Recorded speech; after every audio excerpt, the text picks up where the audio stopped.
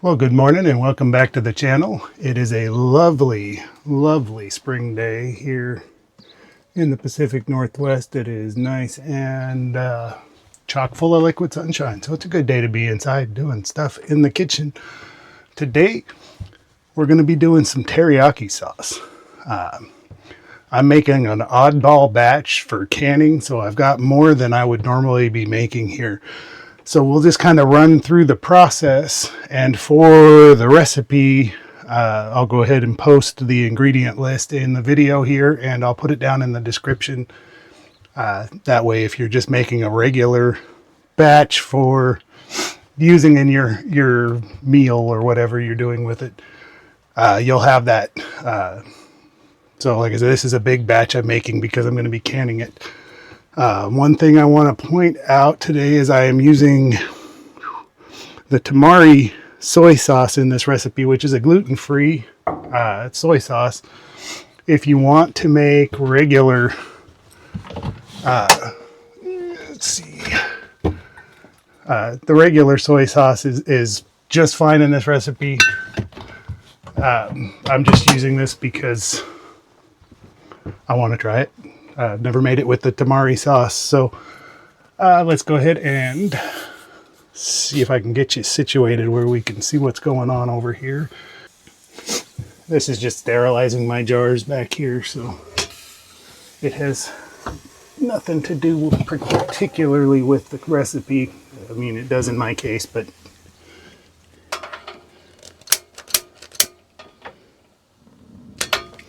okay, so we're going to go ahead and put that over medium for right now. I'm going to need that as I ram the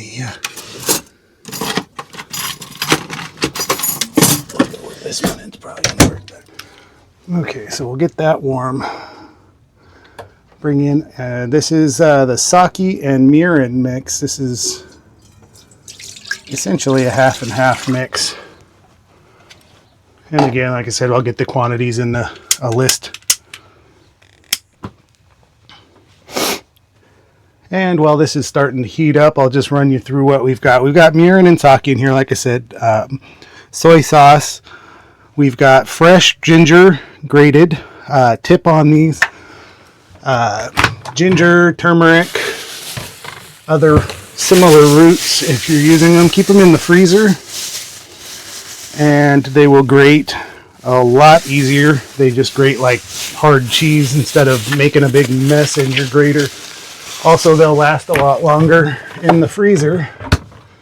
So we have the grated ginger in there. This is a pretty garlic forward recipe. You don't need as much garlic. This looks like a lot because, like I said, I'm making a big batch here. So I've got a combination here of pressed fresh cloves and some jarred minced because it does take quite a bit. Sesame oil, dark brown sugar, a bit of red pepper flakes and black pepper, and then this is the awesome sauce, also known as locally sourced awesome honey. And if you are in the area, this is where I got my honey from. And like I said, it's locally sourced here. If you're not in this area, you're probably not going to come all the way out here to get it. That is totally fine. Your best bet is to find a nice farm stand or a farm store and get, oh, there we go. Now it's getting hot. It's almost lighting off. Oh, yep, it's going. Okay.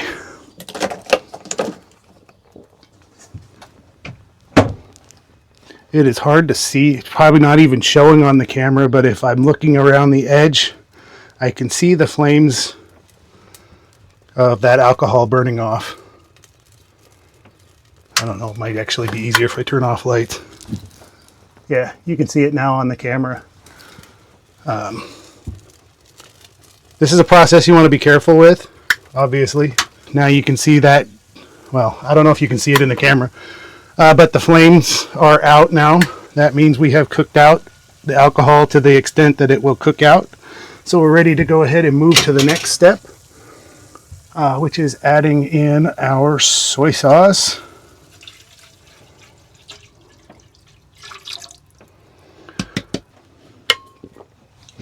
And right now we're just allowing this to heat up. It doesn't have to come to a boil. I'm just kind of watching the surface here as it's starting to steam.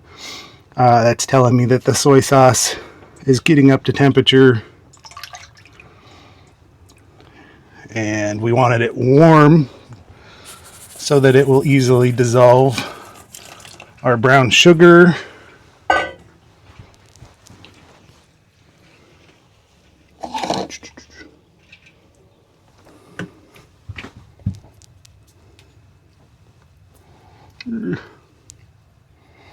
And the honey.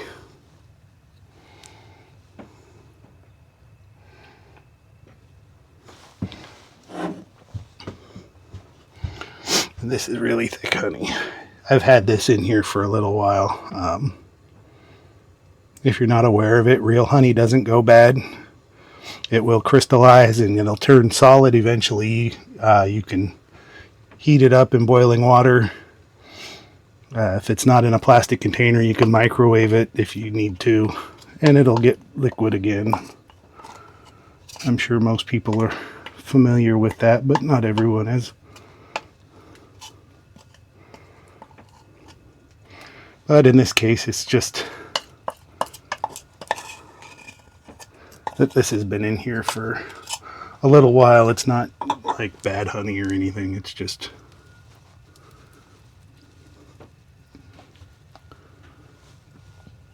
And it's cold because it's been in the back of the cupboard in here, and it's warming up in here now, but it was about 50 degrees in here this morning because it's a little chilly outside. And you can go ahead and add your sesame oil at this point.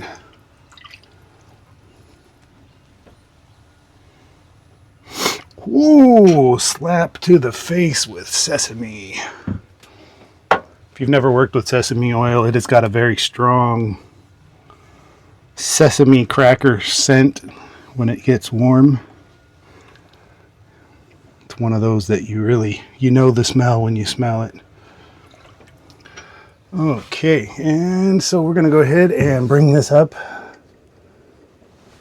to a higher temperature, put the lid on it, bring it up to a boil. One caveat of boiling it down to thicken it, you have to really be careful. Get it up to a simmer and then take the temperature down and simmer it at a lower temperature. Add in the rest of these, because if you run it up on high, mix in your garlic and your ginger and your pepper, and it's really super hot, that can settle on the bottom and scorch and make a really nasty bitter burnt garlic and burnt ginger taste. The other option is to wait until it's thick, stir them in, and then let it rest. So it really comes down to what you're going to do with this. If you're going to use it as soon as you're done, you want to give it time to infuse those flavors while it's cooking down. If you're not going to use it right away, probably better to just cook this down to thickness, then mix in the other stuff and let it rest to develop the flavors. So at this point, it's really just a matter of keeping an eye on it, waiting for it to start boiling. I'm seeing some bubbling in there, so we're getting close. It's at a low simmer right now. So we can go ahead, pull this off, and we're going to take this flame down to a medium. Go ahead and get this stuff in here.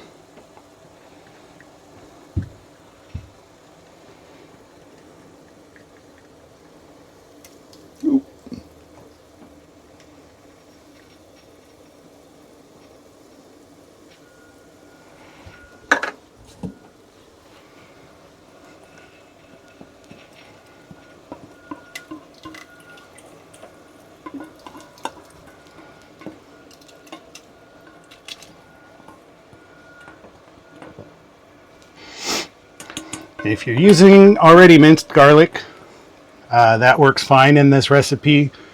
One thing to be aware of is that the minced garlic, it will retain its shape in here. So you will have big chunks of garlic in the sauce. The other thing to be aware of is make sure you're getting a good minced garlic. Some of them are just garlic and water and citric acid, which is what this one is. And some of them are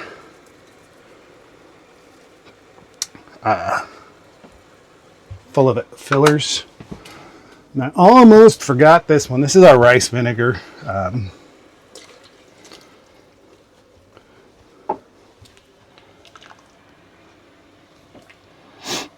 That one was sitting over there on the other table, hiding from me in plain sight. Okay, so I don't know if you can hear that. That's the sound of I'm just about to start simmering. So that means I'm not going to have to bring the temperature up to get this back to a simmer. And then, like I said, the goal, most of your garlic's going to float up top. You just want to kind of stir it occasionally, keep everything from settling, and let it simmer on a low simmer, not a super high heat. And that's a pretty simple process, so there's no reason we need to watch it for all that time. So, okay, so I don't know how well that's going to show up on there, but it started out about here. It's actually reduced quite a lot now. If you're looking for the really thick, like the basting sauce, you're not there yet. But this is just a sauce. It's going to go in the jars, and when it's used, that will determine, the texture that you want. So I've concentrated the flavors in here. I've brought it down, like I said, about half, and that's going to be good enough for what I'm doing with it. You'll see, I don't know how well it'll show up on there, but it does a film on the spatula, and then it slowly falls apart. It doesn't just run off like it did when I started. That's kind of where we're looking for here with this particular batch. And then this one is, like I said, it's going in jars. So the ultimate use for this will be determined in the future when those jars are opened and somebody is going to be making a dish with it. They'll either make, like I said before, chicken, beef, pork teriyaki, possibly something else with it. So what they're doing with it when they get to that point, or what I'm doing with it, if it's me using it, that will determine that the thickness and how that sauce is going to be used, which is why I'm stopping here. If you're going to be using it for a meal today, your best bet would probably be bake this in the morning, let it sit over the day to get those flavors all worked through it. Then before you use it, bring it up to temperature, add some cornstarch slurry in there, stir it in, and let it thicken up to what, however thick you want it for your meal. So that's pretty much it. I don't have a good setup right now for canning, so I'm not going to go through that because I don't really have the proper setup. I have something coming. It's not here yet. So we'll work on canning something in the future, maybe, if that's something people are interested in seeing. Otherwise, I have some other stuff going on today, doing some other videos at the same time here. Just a quick, I don't know how well that shows up on there, but just a quick glimpse at some of the upcoming stuff on there, if you can see them. That's my whiteboard / mirror, so we'll go ahead and either edit that out if you can't read any of it, or you might get a sneak peek of what's going on. So I've got my jars back on there. I'm going to go ahead and heat this water back up. I'm going to go ahead and work on getting all that jarred. So That's teriyaki sauce. It's actually pretty easy. It's quick. If you want to make it a small batch, would take a lot less time. This took a lot longer to heat up and all that because more volume means more heat is required, so well, more time. But you can actually make this sauce probably 10 to 15 minutes. Let it sit. You know, make it in the morning before you go to work. Let it sit over all day and soak in all those flavors. Let it all fuse together, and then it's ready to heat up, thicken up, and put on your dinner when you get home. Otherwise, you can throw this in a bowl with a lid on it. Keep it in the fridge for, I've had it in the refrigerator for about a week. I don't know how well it freezes. I've never tried freezing it. If you want to keep it longer, canning, this does can very well as long as you don't thicken it with starch or flour or anything before you can it. And in the can, it'll last quite a long time. I have some that's 2-3 years old that's still good.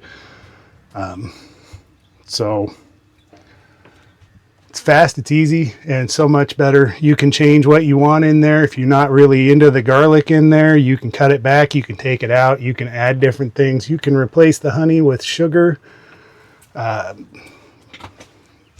It really is, it's a really customizable recipe. Make it exactly how you like it. Really no reason to buy it in the store if you can make it a few minutes on the stove. So hopefully you'll give that a try, and hopefully you'll love it.